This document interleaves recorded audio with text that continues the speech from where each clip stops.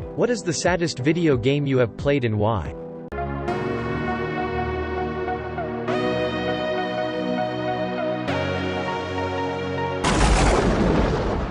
The Beginner's Guide. It's not a traditional game per se. It's more a story of an indie game developer sinking into depression as narrated by his friend. You play the games and levels that he made before he stopped making games. I was looking for this one. That game made me feel dirty, tainted.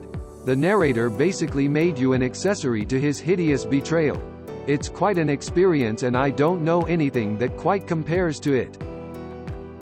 There was a Flash game called Cold Case. You are a ghost trying to solve your and other nearby ghosts' murders. In the end you help your grieving girlfriend find her next relationship. It got me to thinking about much it must suck to be a ghost and be forced to watch your loved ones move on without you. That reminds me a bit to the game Murdered, Sole Suspect, a game where your character dies twice, literally. His ghost dies because his corpse was double-tapped with a pistol, and he is forced to help other ghosts find their closure and discover who murdered him so he can finally go to the afterlife with his deceased wife. Presentable Liberty. If you play it, I warned you. The game is about being a prisoner during an unknown catastrophe.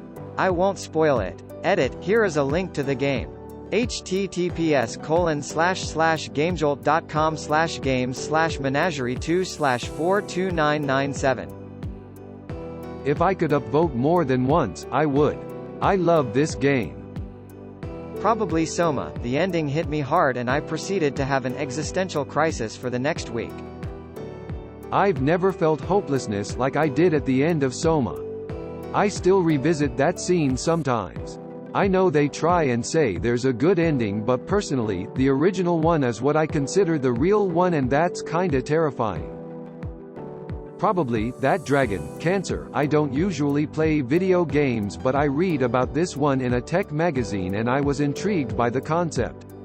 The game was designed by Ryan Green, whose 5-year-old son Joel died of cancer.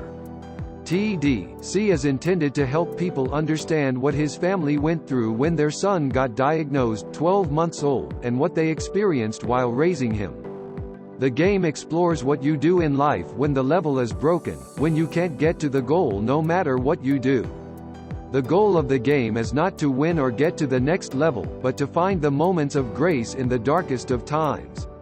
It is an exploration game where the player is able to interact with the characters and make certain choices, similar to those that the Green family had to face while their son was growing up.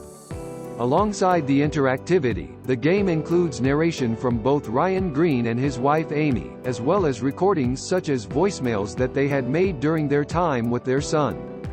Some of the scenes also include cards, letters, and other mementos of support for the Greens, sent in by people that had experienced similar losses in their life.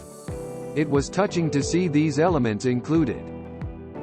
Among the sleep, you're a toddler trying to survive all these scary scenarios. Spoiler alert, at the end you realize the whole game was about you as a child trying to escape trauma and then finding out your mother in the game was an abusive alcoholic, and that's who you were running from the whole time, and at the end you're getting taken away on your birthday. That game messed me up for a min.